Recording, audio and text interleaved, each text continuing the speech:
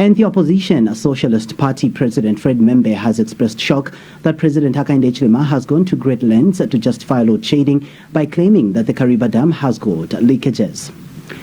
The government, through the Ministry of Finance and National Planning, has issued new guidelines to streamline the approval of CDF projects. Acting Secretary to the Treasury, Kennedy Musonda, says that the specific objective is to quicken the implementation of CDF projects through limited delegation of the powers of the Secretary to the Treasury to the principal local authorities officers for variations, if necessary, of estimates of expenditure and disbursed funds within the CDF program in local authorities. Mr. Msonda says, according to Treasury and Financial Management Circular Number 4 of 2023, dated 3rd January 2023, the Secretary to the Treasury has delegated through the Permanent Secretary, Administration, Ministry of Local Government and Rural Development, the function of approval of up to a maximum of 25% variation of estimates of expenditure to principal officers, namely town clerks, council secretaries in local authorities where necessary. He says previously it was a requirement that approval is obtained from the Secretary to the Treasury in line with regulations number 30 and 31 of the Public Finance Management General Regulations of 2020. Mr. Msonda says that the new measures are expected to expedite the implementation of CDF projects and make their process more efficient. He adds that the measures will also improve public service delivery through local authorities, create employment for the youths and women, and ultimately contribute to the socio-economic development of the country. Mr. Musonda further states that Circular Number 4 of 2023 will guide principal officers in local authorities on variation of funds within the CDF program. He says that going forward, the government will continue to monitor the efficacy of the measures to ensure that the beneficiary communities are well served through effectively implemented CDF projects. Mr. Msonda states that all local authorities are urged to acquaint themselves with the Treasury and Financial Management Circular Number 4 of 2023 to ensure that some of the approval shortcomings in the implementation of CDF are curtailed. Meanwhile, Finance and National Planning Minister Dr. Stumbeko Msokotwane, MP, says that the execution of the 2023 budget has commenced on a smooth note. Since the start of the year, a few days ago, the Treasury has so far released a total amount of 1.8 billion kwacha to finance public service delivery. The Zambia Institute of Policy Analysis and Research, ZIPA, says the energy crisis the country is facing represents a very serious assault on the economy. ZIPA Executive Director Henry Kimpoko says that this is because energy drives industry, commerce, and the social activities. Thus, the economic consequences of the disruption of the energy supply can be very dire. In an interview with QTV News, Dr. Mpoko says that the 12 hours of load shedding is a blow which must be regarded as a national emergency because there is no other alternative. He says there is need for the country to facilitate rapid investment alternative sources of energy supply such as solar. Dr. Mpoko says government must incentivize rapid investments by business houses into this form of technology. He adds that there is also need as a matter of urgency to facilitate the importation supply of generators, solar panels, and exploration of other alternatives which can be up and running as quickly as possible. Dr. Mpoko states that every option must be explored to deal with the current load shedding. But I think the major point is to see how that can be done as a matter of urgency to facilitate the access, the importation, the supply of generators, the importation and supply of solar panels, and exploration of other alternatives which can be up and running in as quick a period of time as possible. That's what needs to be done as a matter of urgency. And every option must be explored to deal with this problem because the consequences, economic and social consequences of this it can be very frightening. In the long term, we should be thinking of massive investment, whether public sector or private sector investment in the energy sector. There are discussions. The other time I was on the corporate board, I saw the Private Energy Corporation set up solar panels in the Riverside in Kana East area to try to generate power. I think that's the way to go. we should explore this alternative very seriously. Many countries, especially say in the Middle East, where there's a lot of sunshine and very little water, no hydro, they have gone in a big way in solar. And many other countries using solar energy as a basis for the supply of electricity. So this is something which government needs to take into account seriously. Look for investors who can invest in this on a large scale, and see what facilitation they can provide to make it easier for them, and also allow other smaller scale investors in this area, maybe in the region or in the regions, in the provinces, who can also provide that supply.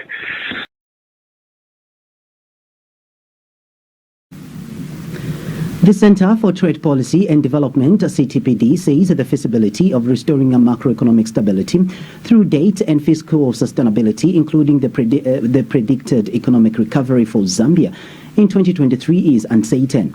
Giving CTPD's expectation for 2023, Head of Research Boyd Mleya has attributed this to the protracted nature of the debt restructuring. Mr. Mleya says government must accelerate negotiations with various creditors to expedite the process. On the projected real GDP growth rate of 4% in 2023, Mr. Mleya says that this is likely to be attained, albeit with challenges from the domestic and external economic environment.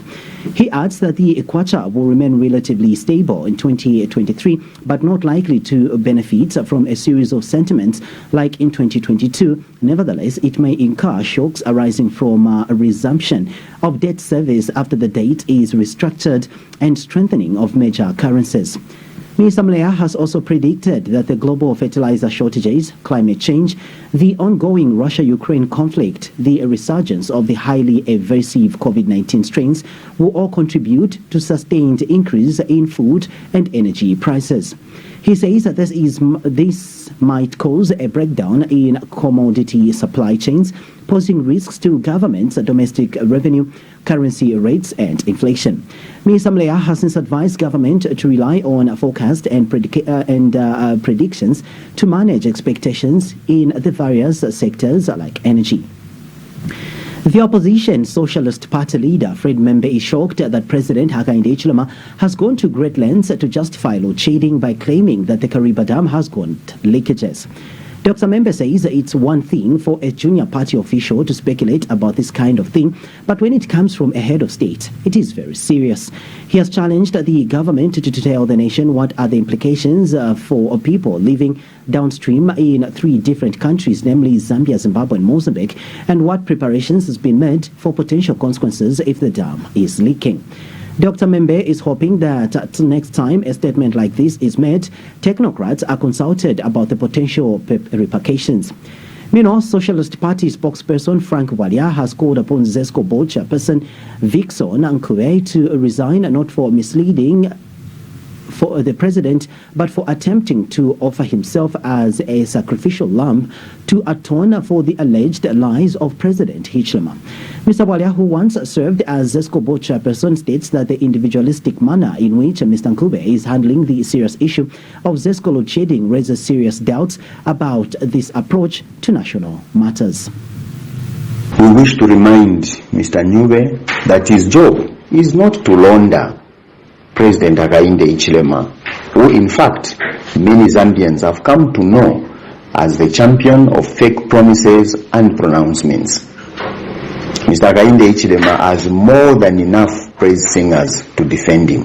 We call upon the ZESCO board chairperson, Mr. Nkube, to resign, not for misleading the president, but for attempting to offer himself as a sacrificial lamb to atone the lies of President Hakainde Hichilema. We also think that the individualistic manner in which the ZESCO board chairperson handled the serious issue of load shedding on Hot FM's Hot Seat radio program that was on Tuesday this week raises serious doubts about his approach to national challenges. It is clear to us that he too suffers from the same Hakainde syndrome of know-it-all having the monopoly of wisdom to resolve Zambia's problems instead of collective effort. The opposition Patriotic Front has charged that the 12 hours of load shedding the country is experiencing is part of the International Monetary Fund IMF conditions which the government has failed to share with the Zambian people. And PF Deputy Media Director Edwin Lifukelo has described as laughable the statement by President Hichilema that there are leakages at Kariba Dam. Mr. Lifukelo says it is also laughable to hear presidential spokesperson Anthony Walia claiming that the former ruling party depleted all the water in the Kariba Dam in order to generate income.